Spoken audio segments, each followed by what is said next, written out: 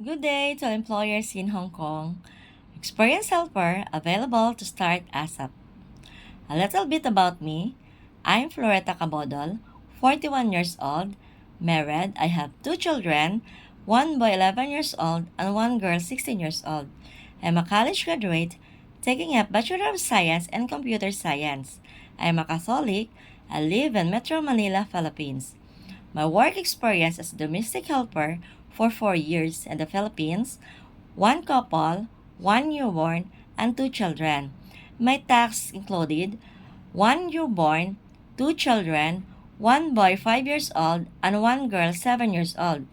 Cleaning, grocery, cooking, tutoring, money management.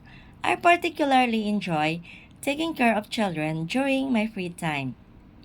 Now I am currently connected in the Philippines as a domestic helper, one couple, one newborn, and one 11 years old. My tasks included grocery, cleaning, tutoring, taking care of newborn, taking care of kid, and ironing. I particularly enjoy taking care of children during my free time. My special skills, cooking, cooking in Chinese food as I can sew and willing to learn more.